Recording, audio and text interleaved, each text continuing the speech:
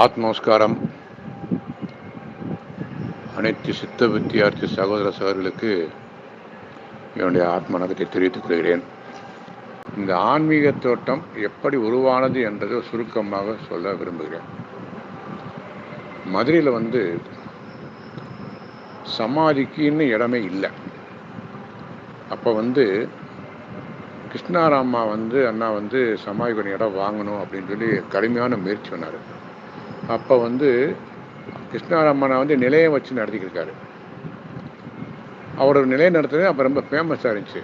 அதே நேரத்தில் சாமி இருந்து நிறுவன ஆலயம் நடந்துருந்துச்சு. அது அவ்வளோ ஃபேமஸ் இல்லை. இவர் தான் வருஷம் மீட்டிங் போடக்குள்ள எல்லாமே விழா நடத்தலாம் பண்ணிக்கிறாரு. அப்போ என்ன செஞ்சார், அவரும் இந்த ஆலயத்துக்காரங்களும் சேர்ந்து குட்லாடம்பேட்டில் ஒரு 48 சென்ட் கிரையை வாங்கினாங்க. ஒரு 40 சென்ட் புறம்போக்கு இருந்துச்சு. எல்லாமே சமாதிக்காண்டி ஒரு இடத்த வாங்கினாங்க. அந்த சமாதிக்காண்டி இடத்த வாங்கிட்டு அது காலப்போக்கில் ஒரு 4 சமாதி வச்சுட்டு அடுத்து ஒரு ராமசாமி அண்ணான்னு ஒருத்தருடைய சமாதி வச்சாங்க. அந்த சமாதி வச்சுட்டு அவங்க அந்த உடைகளெல்லாம் அப்படியே போட்டு ஒரு பந்தப்பாராக போட்டு ஒரு சரியான மெயின்டைன் பண்ணாதனால இந்த ஊருக்கெல்லாம் சேர்ந்து சமாதி வைக்கக்கூடாதுன்னு முடிவு பண்ணிட்டாங்க. அது அங்கே வைக்க முடியாமல் போச்சு. அடுத்து அச்சம்பட்டி, திருமுகத்தை அச்சம்பட்டிங்கிற திருப்பதிங்கிறவர் சமாதி ஒன்றை இடம் கொடுக்குறேன், நான் எல்லாம் பண்ணி ட்ரஸ்ட் மாதிரி அமைச்செல்லாம் பண்ணும்ட்டு மறுபடியும் நாங்கள்லாம் வசூல் பண்ண காசெல்லாம் நிறையா கொடுத்தோம். சமாதி கட்டணும்னு சொல்லி கேட்டார். நாங்களும் நிறைய காசுலாம் வசூல் பண்ணி கொடுத்தோம். அவர் ஒரு ட்ரஸ்ட் மாதிரி ஃபார்ம் பண்ணி எல்லாமே செஞ்சு கரெக்டாக எல்லாம் பண்ணி ஒரு 10-12 சமாதி வரை வச்சுருக்கேங்க. அதுக்கப்புறம் அங்கே என்ன பண்ண சமாதி வைக்க போகிறவங்க என்ன செஞ்சிட்டாங்கன்னா பாடை கட்டிலாம் கொண்டு இருக்காங்க. வித்தியாரி பாடையை கட்டி கொண்டு போய் அங்கே வச்சு தான் சமாதி வச்சுருக்காங்க. அது பெரிய ஒரு திருப்பி என்னாவுக்கே நம்ம மன சங்கடமாக போச்சு. அதை கொஞ்சம் அந்த வீட்டு பிள்ளைகள்லாம் இனிமேல் அவர் சமாதிக்கு திருப்பி சமாதி ஆகிறதுனால இங்கே சமாதி வைக்க வேணாம்னு முடிவு பண்ணி அவங்க வைக்கக்கூடாதுட்டாங்க. அதுவும் அப்படியே நின்று வச்சு. அடுத்து செல்லூர் ஆலயம் சார்பாக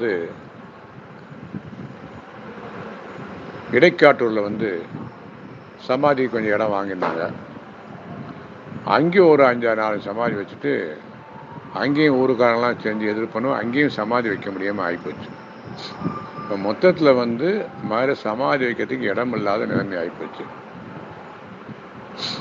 அப்போத்தான் நான் என்ன பண்ணேன், சரி நம்மனாச்சும் தனியாக செய்வோம், அதை நம்ம தனியாக வாங்கி ஒரு சமாதி செய்வோங்கிற ஒரு எண்ணம் எனக்கு உருவாச்சு. அப்போ நான் ஒரு இடம் 2 இடம் பார்த்து வாங்கி தாதகுண்டம் மட்டும் ஒரு இடம் வாங்கினான். ஆனா கோழிப்பட்டி பக்கத்து தள்ளி வாங்கினான்.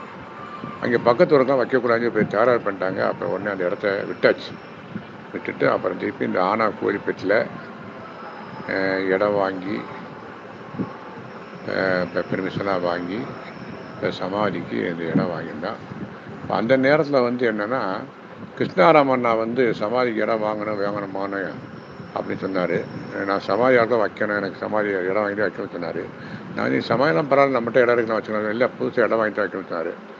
அவருடைய கிண்ணத்துக்காக நான் வேகமாக இடத்த வாங்கன்னு சொல்லி வாங்கி அதை பெர்மிஷன்லாம் வாங்கி பல சிரமப்பட்டு இந்த இடத்த உருவாக்கி வச்சுன்னு வச்சுக்கோங்களேன்.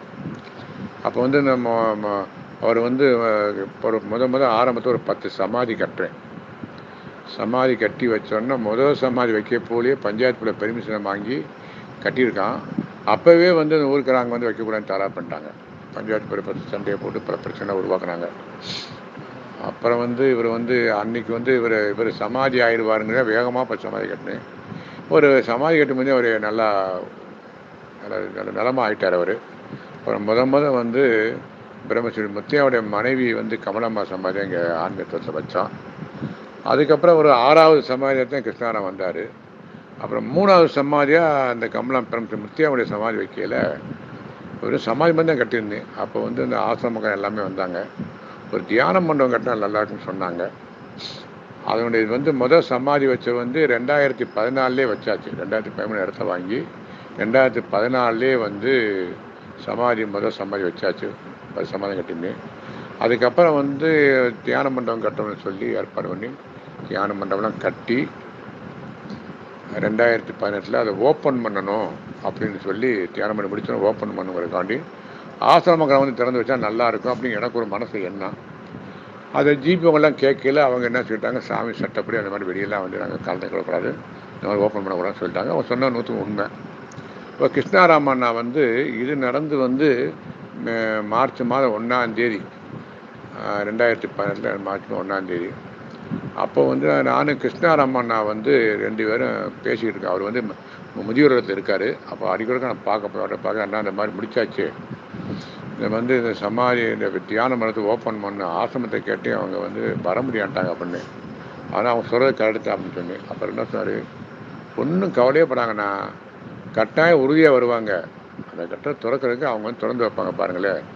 எப்படின்னா சொல்கிறீங்க, அதை நடக்கும் பாருங்கண்ணே அப்படின்னா நானும் பெருமை விட்டுட்டேன். கடைசியை பார்த்தா மார்ச் 10ஆம் தேதி சமாதி ஆகிட்டார். சமாதி ஆனோன்னு அவரை கொண்டு வந்து ஆன்மீகத்தை தியானம் பண்ணுறதுக்கு உள்ள உட்கார வைக்கிறான். இந்த சமாதி வைக்கிறதுக்கு அப்படின்னால 5 ஆசிரமத்துலேருந்து எல்லாம் வந்துட்டாங்க. வந்து எல்லாம் சேர்ந்து ஜெபம் பண்ணி கிருஷ்ணாராமனே சமாதி வச்சாங்க. அப்போத்தான் நினச்சேன், அண்ணா இதைத்தான் சொல்லியிருக்காரு, வந்து திறந்து வைப்பான்னு சொன்னார். அதே மாதிரி ஆசிரமக்காரன் வந்து இவர் சமாதியாகி திறக்க வேண்டிய நிலம் உண்டாகி போச்சு. அந்த மாதிரி ஒரு அற்புதமான நிகழ்வு.